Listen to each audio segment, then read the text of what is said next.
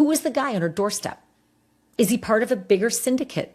Is he a one-off? Is he some guy who used to work there at some point? Everybody's had their theories, right? But nobody up until now had heard the theory of wrench attacks.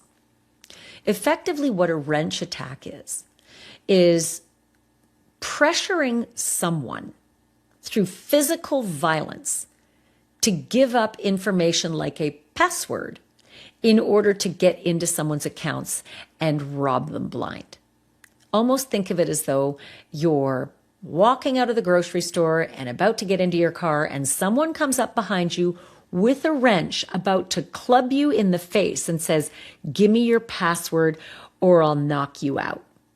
A research group called CERTIC, and I'm not sure if I'm pronouncing it right, CERTI capital K, so CERTIC or CERTIC. This group, who, by the way, no slouches. These guys are really smart, comprised of some of the top academics from American universities. They've come out with a report pretty recently that describes what these wrench attacks are and the rise of them in 2026. And they listed out a couple of them. They listed out one that happened to a Chinese national in Turkey. They actually included Nancy Guthrie in their study. And they talked about a guy in the UK just back in March with the name Silly Tuna. I know that's a silly name, but the crime is dead awful. And effectively, these are schemes to kidnap people and torture them until they give up cryptocurrency passwords, at which point the thugs make off with tens or hundreds of millions. These thugs are typically very low-level local thugs that have been commissioned by high-level criminal enterprise networks that are global and operate online. I know this kind of sounds fantastical and like the plot of a movie, and it really seems like it is, and probably should be a movie, because we all need to know that this is real. We've all feared being hacked. We've all feared having our identities stolen and our finances wiped out and our credit cards being taken over. You know, our financial fears have been mostly digital, and mostly we worry about people coming through, the series of tubes that is the internet and then stealing from us. But these guys do it different. They go old school Tony Soprano. They literally come up behind you with a wrench and threaten to beat the shit out of you until you give up your passwords so they can access the money real easy. And they don't have to get all smart and sleuthy. Hacking is kind of like passé. Attacking is the new kind of financial crime. On the night of January 31st, 2026, Nancy Guthrie came home just as she had so many times before. The 84-year-old, known by neighbors in Catalina foothills outside Tucson as sharp, self-sufficient, and active, was dropped off by a relative after dinner at around 9:45 p.m. She went inside alone, and investigators believe that moment may have been the last confirmed sighting of her. By the following day, the silence around Nancy's home had started to feel deeply unsettling. She was expected to join a neighbor for an online church service around midday on February 1st, but she never appeared. When repeated calls and messages went unanswered, relatives went to the house themselves.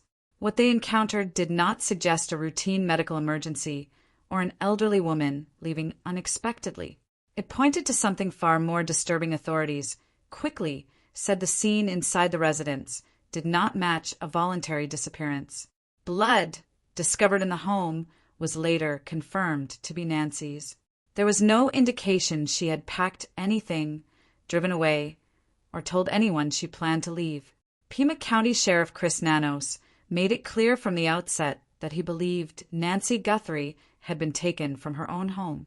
The case soon exploded beyond local headlines for one heartbreaking reason. Nancy is the mother of Savannah Guthrie, the longtime Today show co-anchor. That family connection turned a Tucson investigation into a national story almost overnight, bringing intense public interest and mounting pressure for answers. Even so, months later, some of the most critical questions remain unresolved. There were no obvious signs of forced entry, no smashed window, and no clear explanation for how someone could have gotten close enough to take Nancy without drawing attention. As investigators dug deeper, the forensic picture became even more complicated.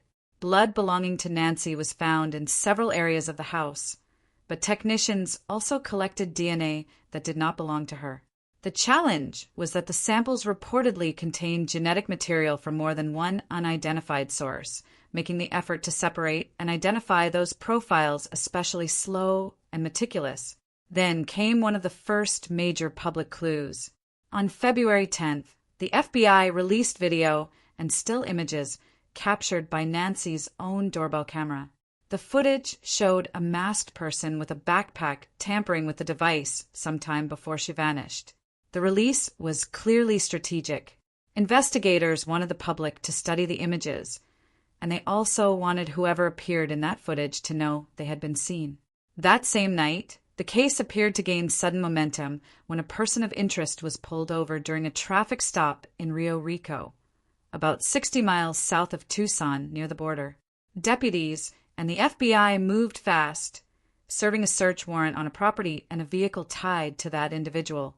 For a brief moment, it looked like the break everyone had been hoping for. It wasn't. By the next day, Sheriff Nanos confirmed the person had been released without charges after investigators determined there was no connection at all to Nancy's disappearance. Just 2 days later, attention shifted again, this time to a home roughly 2 miles from Nancy's residence. On February 13th, the Pima County Sheriff's Department carried out an operation there, removing 2 people from the property and shutting down nearby roads for several hours. Investigators later said what they found inside was deeply troubling and did not support the idea that Nancy had simply left on her own. Still, officials did not reveal exactly what was discovered, and no charges tied to that location have been announced. By March, the unidentified DNA had become one of the most important parts of the case.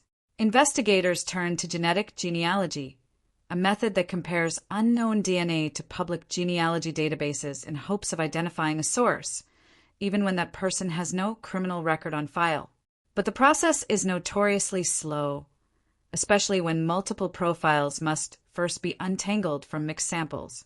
Sheriff Nanos has openly described that phase as moving at a snail's pace, while also stressing that investigators would rather get the science right than rush toward the wrong conclusion and damage a future prosecution.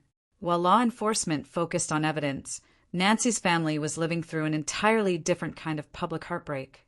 Savannah Guthrie stepped away from today within days of her mother's disappearance, walking away from what would have been one of the biggest professional assignments of her career, co-hosting coverage of the 2026 Winter Olympics opening ceremony.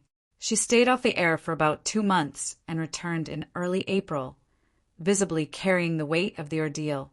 In an emotional conversation with Jenna Bush Hager, Savannah admitted that going back to work while her mother was still missing had pushed her to the edge and that grief had become part of her daily routine.